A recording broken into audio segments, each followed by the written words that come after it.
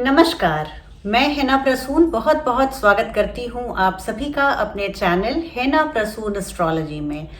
ज्योतिष के इस नए कार्यक्रम में आप सभी का स्वागत करते हुए मुझे बहुत खुशी हो रही है। और आइए जानते हैं आज के नए कार्यक्रम में नया क्या है। तो ये एक छोटी सी चर्चा हुई शुक्र ग्रह के बली और कमजोर होने की। अब एक मैं आपको सिंबल की बात अगर बताऊं कि शुक्र देव को हम वैदिक ज्योतिष में उनको प्रसन्न करने के लिए माता लक्ष्मी के पूजन की विशेष आग्रह करते हैं कि माता लक्ष्मी को प्रसन्न करने से हमारी कुंडली के शुक्र ग्रह बली होते हैं, उनको बहुत स्ट्रेंथ मिलता है। अगर माता लक्ष्मी के फोटो को देखते हैं ध्यान से तो आप सबसे पहले देखिए कि उनके 4 हाथ हैं। तो ये 4 हमारे जीवन के पुरुषार्थ को दिखाते हैं। हमारी कुंडली में भी 12 भावों को हम 4 पुरुषार्थों में बांटते हैं। तो अगर 2, 6, 10 की बात करें तो ये अर्थ त्रिकोण है।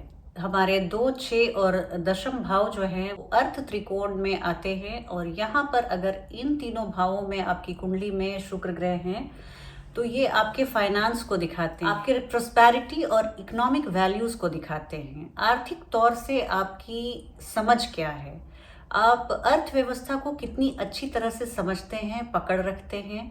वो चाहे देश की व्यवस्था हो या अंतर्राष्ट्रीय आर्थिक व्यवस्था हो या आपकी घर की घरेलू व्यवस्था हो, ऐसे विषयों पर आपके प्रिंसिपल्स क्या हैं, आपके सिद्धांत क्या हैं, आपकी जानकारी क्या है, आपकी समझदारी क्या है, इसको दिखाते हैं। अब अगर आपके शुक्र देव आपकी कुंडली में 3, 7 या 11 भाव में हैं तो ये आपके काम त्रिकोण को दिखाते हैं। इन भावों में शुक्र कुछ हद तक कारक भी होते हैं। अगर तृतीय भाव में आपके शुक्र हैं तो ये आपको कला के क्षेत्र में बहुत आपके हस्तकला से, आपकी पेंटिंग हो, आपकी राइटिंग हो, इसमें वो आपको बहुत दक्ष बनाते हैं। सप्तम भाव में शुक्र को यहाँ का कालपुरुष की 7वीं राशि के वो अधिपति होते हैं। शुक्रदेव यहाँ पे आपके बिजनेस पार्टनरशिप में आपको आपके वैवाहिक जीवन में बहुत ही अच्छी स्थिति लाते हैं। और एकादश भाव में किसी भी ग्रह का होना बहुत शुभ होता है और यहाँ पर शुक्र आते हैं तो बहुत ही अच्छी लाभ की स्थिति है, लाभ भाव है और यहाँ पर लाभ की स्थिति आपके जीवन में लाते हैं।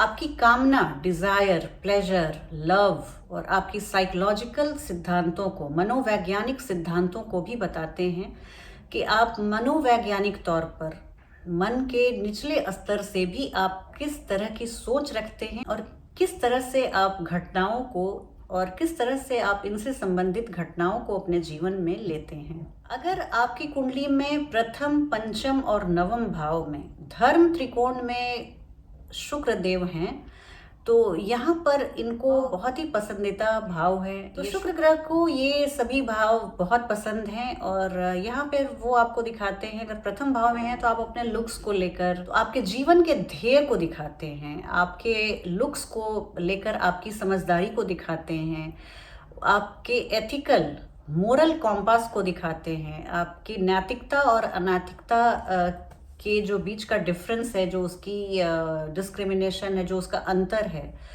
उसमें आपकी पकड़ और आपकी समझ को दिखाते हैं। और 1, 5 और नवम भाव में अगर शुक्र हैं तो ये जातक को धर्म, अब शुक्र के एट्रीब्यूट्स को यूज करके अपने धर्म के क्षेत्र में, इस जीवन में, तो शुक्र ग्रह किस तरह से आपको आपके लक्ष्य को भेदने में मदद करेंगे ये बताते हैं। अब अगर मोक्ष त्रिकोण में आपके शुक्र देव हैं, चतुर्थ, अष्टम और द्वादश भाव में हैं तो शुक्र देव को देखिए कालपुरुष की द्वादश राशि, द्वादश भाव में ही शुक्र उच्चस्थ होते हैं, एग्जॉल्टेड होते हैं। तो यहाँ पर आप शुक्र के कारकत्वों को इस्तेमाल करके मोक्ष की सीढ़ी तक पहुंच सकते हैं। और इसलिए जो लोग निचले स्तर पर समझते हैं कि वीनस तो सिर्फ एक सुपरफिशियल आपके कंफर्ट, लग्जरी और लव लाइफ, मनी पार को दिखाते हैं, तो इन सब चीज़ों से अलग शुक्र की जो उनकी प्योरेस्ट फॉर्म है, उनका जो पॉइंट ऑफ एग्जॉल्टेशन है, वो यही बताता है कि जीवन में सब कुछ सुख भोग कर अंतिम सदगति हमें मोक्ष को प्राप्त करने में ही मिलती है। यहाँ वो आपके डिटैचमेंट को दिखाते हैं, लिबरेशन को, सरेंडर को, आपके आध्यात्मिक सिद्धांतों को, स्पिरिचुअल वैल्यूज और प्रिंसिपल्स को भी दिखाते हैं। शुक्र को कहते हैं कि वो हमारे कुंडली में प्रेमी प्रेमिका की भूमिका को निभाते हैं। बिलवेड ऑफ द हॉरोस्कोप माना जाता है उनको। तो कहने का तात्पर्य ये कि आपकी कुंडली में शुक्र जिस किसी भाव में है, उस भाव की सार्थकता को आप प्रेम के जरिए समझ सकते हैं। बहुत ही मैं बेसिक लैंग्वेज में आपको समझाना चाहूँगी कि प्रेम से अपने को उस भाव के सिग्निफिकेंस में घोल कर आप उस भाव के सर्वोच्च शिखर पर, उस भाव से रिलेटेड कार्यों में अपने सर्वोच्च शिखर को पा सकते हैं अगर आप शुक्र ग्रह के कारकत्वों को इस्तेमाल करके उन भावों को साधने का प्रयास करें। तो उन भावों में आप देखेंगे तरक्की, उन्नति तभी होगी, तभी वो भाव फ्लरिश करेगा जब आप उसको प्रेम से, अगर लव, डिलाइट और डिवोशन से आप उन भावों को नहीं साधने का प्रयास करेंगे, उन भावों के सार्थकता को नहीं समझने का प्रयास करेंगे, तब तक आपको सफलता नहीं मिलेगी। ये बहुत बड़ा मैं आपके हाथ में ये इस कुंजी को दे रही हूँ। जहां पर भी आपके कुंडली में शुक्र ग्रह हैं, आप सिर्फ प्रेम, भक्ति, सरेंडर, डिलाइट, लव से ही उन चीज़ों को पा सकते हैं। और उन चीज़ों को पाने की भी आपको अगर चेष्टा करनी है तो सिर्फ और सिर्फ एक हथियार है आपके पास, बहुत प्रेम, बहुत संयम और बहुत भक्ति मार्ग को अपनाकर ही आप उस पर्याय को पा सकते हैं। अब माता लक्ष्मी के आप चित्र में पीछे देखेंगे कि दो सफेद हाथी अपने सूंड से पानी को माता पर डाल रहा है, या बैकग्राउंड में पानी के फुवारे को वो छोड़ रहा है। तो ये जो दो हाथी पानी के फव्वारे को छोड़ रहे हैं, वो ये बताते हैं कि आप अपने जीवन में इन चारों पुरुषार्थों को आप पाने के लिए आप बिल्कुल प्रयासरत रहें, चेष्टा करें। अपने बेस्ट इंटरेस्ट में इन चारों भावों का जो उद्देश्य है, ध्येय है, उसको पाने के लिए आप अपने जीवन को खर्च करें। लेकिन ये सारा कुछ जब आप प्रयास कर रहे होते हैं, पाने की जो होड़ है उसको एंजॉय भी करना है। और साथ ही साथ एंजॉय करने के लिए वो जैसे हाथी पानी को उन्होंने वो एंजॉयमेंट को सिग्निफाई करता है, तो एंजॉय भी कीजिए। लेकिन ये दोनों हाथी एक प्रज्ञा है, एक बुद्धि है। वो विजडम और डिस्क्रिमिनेशन को दिखाते हैं कि किसी भी तरह का वैभव, संपन्नता, अगर उसमें सेंस ऑफ डिस्क्रिमिनेशन और विजडम नहीं मिला हुआ है तो वो एक अमानवीय कृत्य माना जाता है। और उसको आप 99 के चक्कर में आप भले पड़ जाएं, लेकिन आप एंजॉय नहीं कर सकते हैं। अब अगर उनके सिंबल को हम थोड़ी सी और स्टडी करें तो देखिए, माता लक्ष्मी कमल के फूल पर बैठी हुई हैं और उनके हाथ से एक अविरत स्वर्ण मुद्राओं की बौछार हो रही है।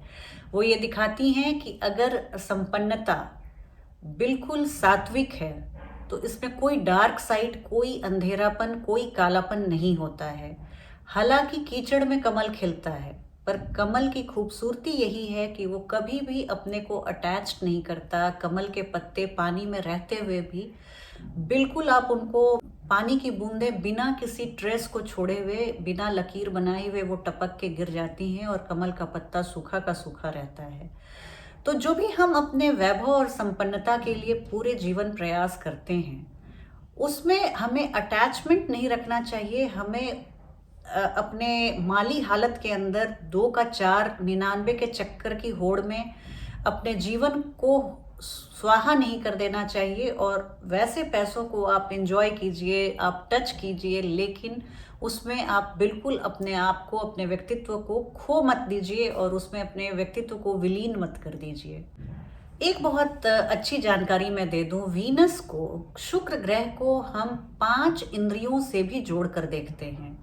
हमारा सेंस, हमारी जो ये सेंसरी ऑर्गन्स हैं, हमारी आँखें जो देखती हैं, हमारी त्वचा जो महसूस करती है, फील करती है, हमारी कान जो बातें सुनती है, हमारी घ्राण शक्ति, हम जो नाक से सांस लेते हैं, और हमारी स्वाद ग्रंथियाँ जो हम खाते हैं, भोजन के स्वाद को लेते हैं, ये सारी चीज़ों की शुद्धता, इंटेंसिटी, मैग्नीट्यूड भी हम वीनस प्लैनेट से ही देखते हैं। कितनी प्योरिटी है और कितनी इसमें मिलावट है, ये भी हम वीनस प्लैनेट के पोजीशन से जो आपके बर्थ चार्ट में है उसे ही जानते हैं, देखते हैं। इन इंद्रियों में कितनी शक्ति रहेगी, कितनी वाइटैलिटी रहेगी और कितना फुलफिलिंग एक्सपीरियंस हम ले सकते हैं, ये हम शुक्र ग्रह की स्थिति से जानते हैं और इन चीजों को दर्शाने में शुक्र और सिर्फ शुक्र देव ही इंगित करते हैं। या हमारे जीवन में आंखों की दृष्टि तो नहीं चली जाएगी, सेंस तो नहीं एक एक करके चले जाएंगे,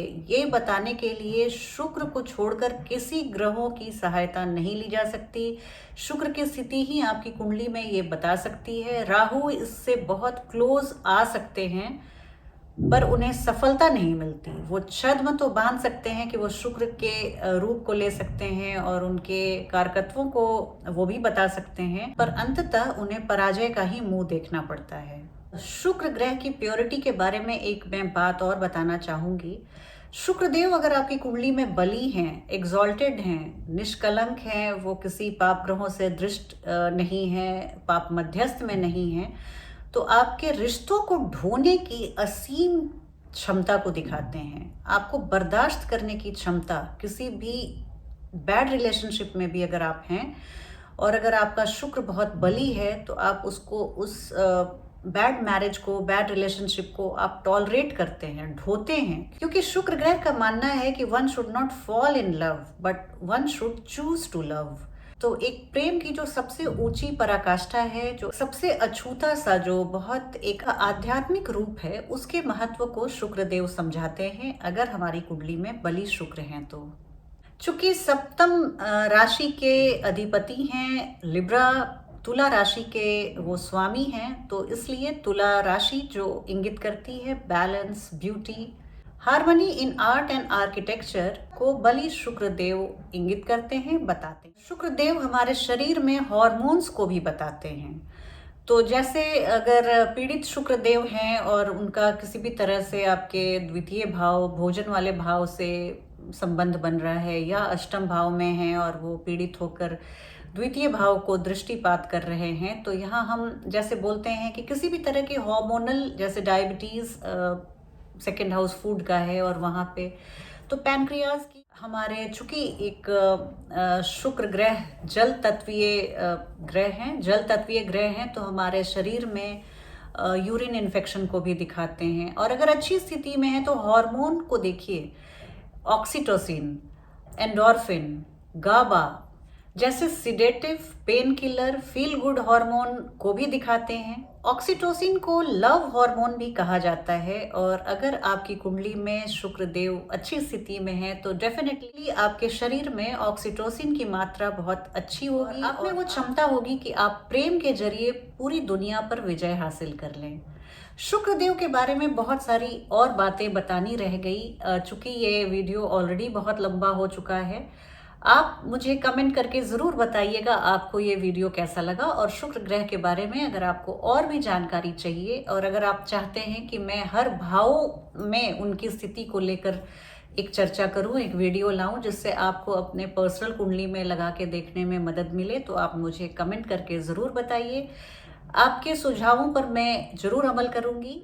चलती हूँ, आज की वीडियो में बस इतना ही। अगली वीडियो में आपसे बहुत जल्दी भेंट होगी, तब तक अपना ध्यान रखिए। जय हिंद, जय भारत।